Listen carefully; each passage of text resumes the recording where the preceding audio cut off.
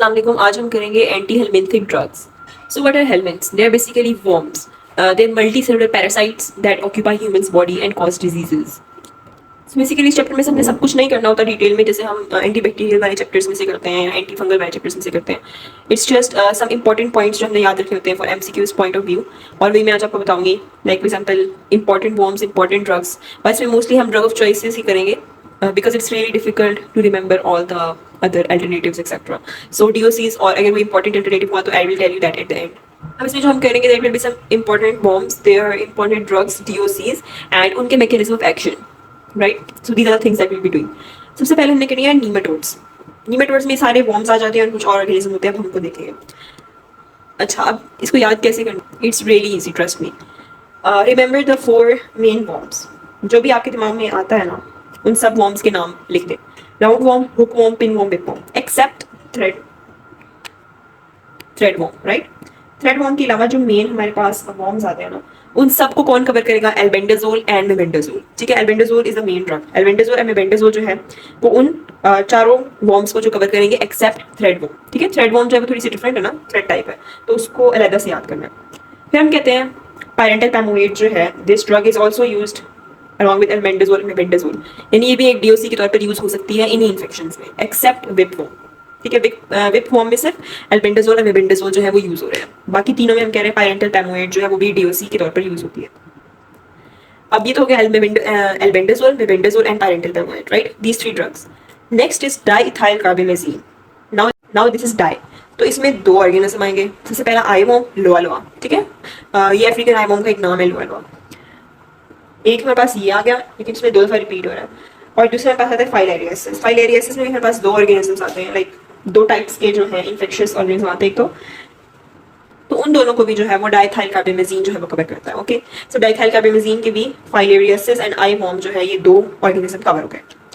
Next is onchocerciasis. Now onco जो है ना, ये हमारे पास रिवर ब्लाइंडनेस को कहते हैं। ये एक डिजीज है जो आई और स्किन को अफेक्ट करती है, राइट? सो आई से ये आपने याद रखना है, onco I, right? So ivermectin जो है वो इसमें यूज होगी, right? Is the DOC for onchocerciasis, cutaneous larva migrans. और जब हमारे पास एक वॉर्म रह गया था, थ्रेड वॉर्म, राइट?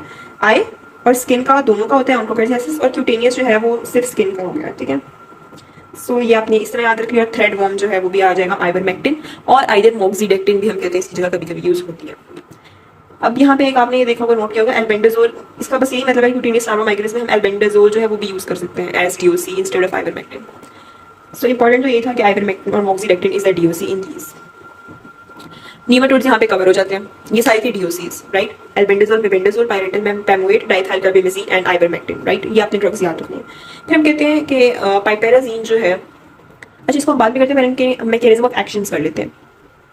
इन दोनों का same he mechanism of action है, और वो ये है कि एक तो ये हमारे पास माइक्रोट्यूब्यूल असेंबली को रोकेंगे। अब माइक्रोट्यूब्यूल असेंबली से क्या होगा? ड्रग के जो मूवमेंट है उस पर असर होगा, राइट?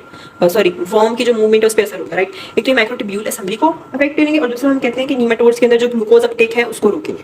तो ये 2 मैकेनिज्म ऑफ एक्शन हो गए इनके। Next is pyrantel पैमोएट।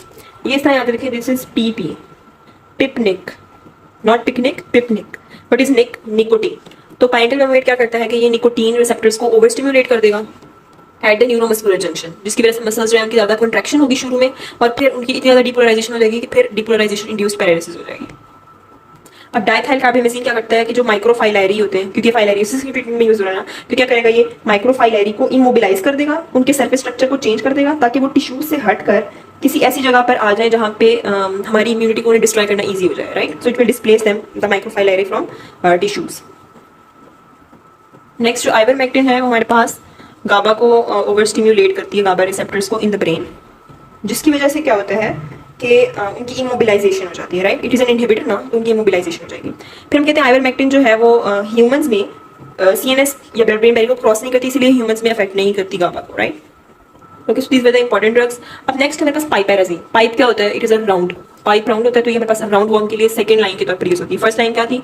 Albendazole, mebendazole, right? सो ये आपने समझा, पाइप राउंड वॉर्म। अब पाइपेराजीन का जो मैकेनिज्म ऑफ एक्शन है वो क्या है? ये ना न्यूरोमस्कुलर जंक्शन में एसिटाइल कोलिन के जो रिसेप्टर्स होते हैं ना, उनको ब्लॉक कर देता है। एसिटाइल कोलिन हमें पता है कॉन्ट्रैक्शन और मूवमेंट के लिए जरूरी है, तो इससे क्या हो जाएगी? पैरालिसिस हो जाएगी। अब तक हमने 3 न्यूरोट्रांसमीटर्स पढ़े, एक आइवरमेक्टिन में गाबा, पायरेंटल जो कि निकोटीन को स्टिम्युलेट कर रहा था, ओवर स्टिम्युलेट के थ्रू पैरालिसिस करा रहा था न्यूरोमस्कुलर जंक्शन में, और पाइपेराजीन जो है वो एसिटाइल कोलिन रिसेप्टर्स को इनहिबिट करा रहा है न्यूरोमस्कुलर जंक्शन पे, और दोनों तरह से क्या हो रही है, पैरालिसिस हो रही है। नेक्स्ट इज ट्रीमेटोड्स और फ्लूक्स। अब इसमें जो 3 मेन है वो है schistosomiasis, paragonimiasis and clonorchiasis, like clone.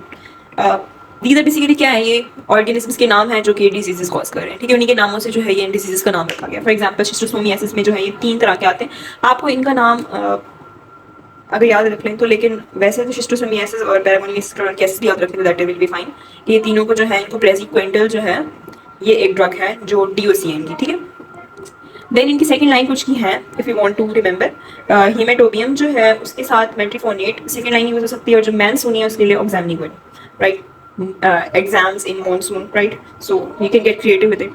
And then there is intestinal fluke, small और लार्ज इंटेस्टाइनल फ्लूक को कौन कवर करता है, प्रेसिक्वेंटल करती है, और आइदर निक्लोजामाइड, निक्लोजामाइड भी जो है वो हम ड्रग ऑफ चॉइस के लिए दे सकते हैं।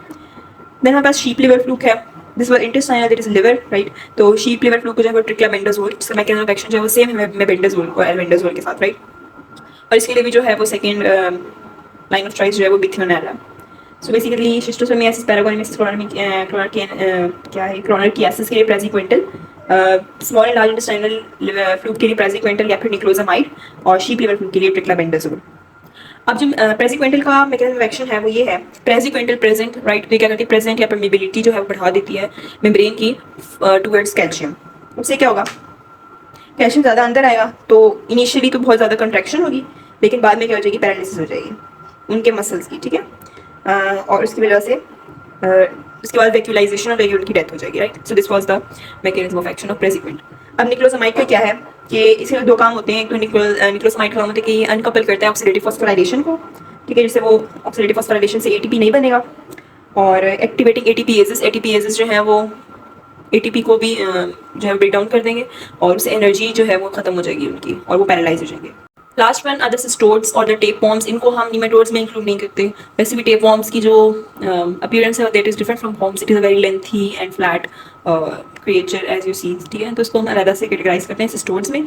अब we not getting into the more scientific stuff, but जो beef tapeworm, pork tapeworm और जो फिश टेप वॉर्म है, राइट, इन तीनों को हमारे पास प्रेसिक्वेंटल और निक्लोजामाइड कर रहा था। ये दोनों ड्रग्स और किसके लिए डीओसी थी, they were for intestinal fluke, right, and praziquantel जो थी वो काफ़ी सारे ट्रीमेटोड्स के लिए भी डीओसी थी।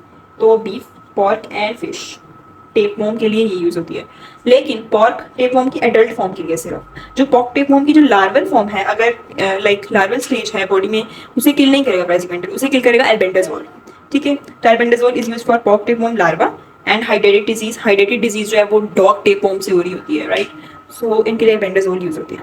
That was it for today, thank you so much.